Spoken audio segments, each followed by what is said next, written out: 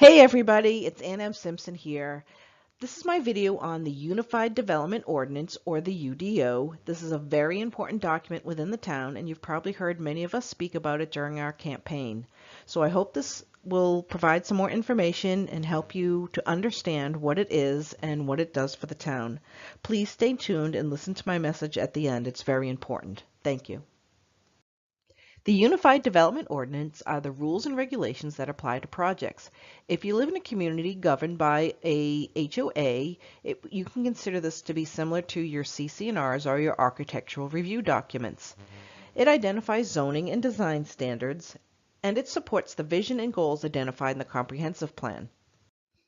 The Unified Development Ordinance was adopted in September of 2004 and amended in July of 2016. The document is about 475 pages long, and it's broken down into 23 sections. On the bottom of each page lists the date the section was last amended. It is currently being updated to include new laws and regulations mandated by the North Carolina state legislation. One component of the Unified Development Ordinance is zoning. Now, zoning is the restrictions on the way that we use the land. It is generally classified as conventional or traditional, and that type of zoning focuses on the use allowed on the land. For example, a property classified as commercial or residential. Another classification is form-based zoning. Now, this focuses on the building's form in relationship to that of its surroundings.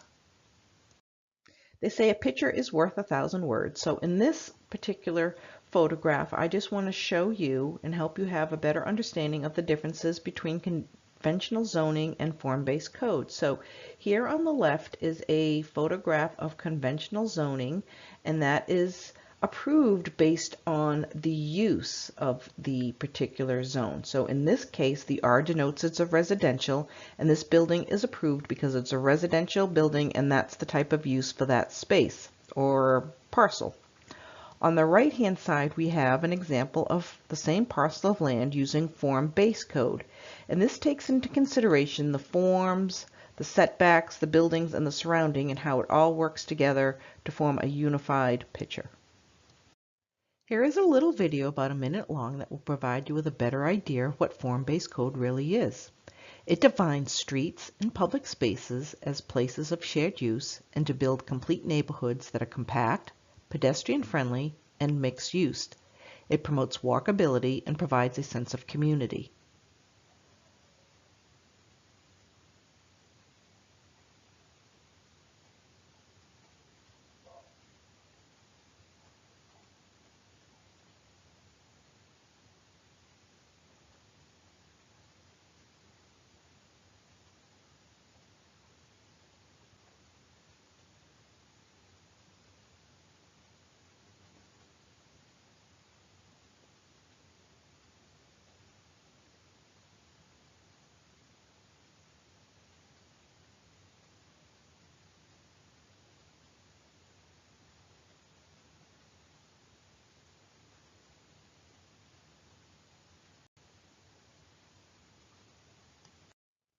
Let's take a look at zoning history. About 80 years ago, land use rules were developed to answer a yes or no question. Is the use of the land permitted on a particular parcel or property? Such as, is it residential or commercial? Simple rules for simple times. About 50 years ago, local government realized that not every land use could be answered with a simple yes or no, and that they needed a maybe option.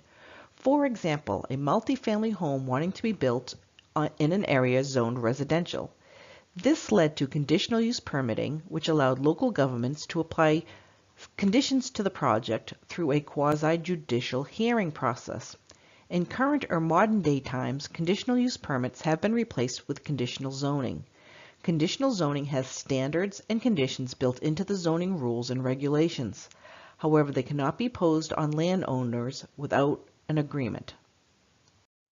Waxhaw zoning has incorporated all three of the historic zoning classifications: land use, conditional use permits, and conditional zoning.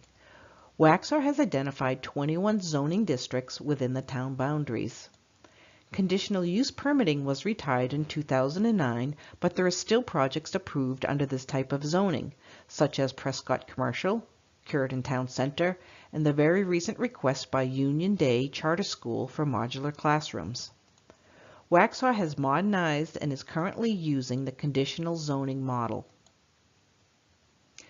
Codes. We are using a combination of conventional and form-based code, and form-based code right now is applying to the downtown area in the form of the downtown code.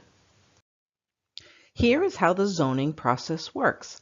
As a landowner, an application would be filed and the fees would be paid at the town hall. Plans would be submitted to the town staff for review and for evaluation.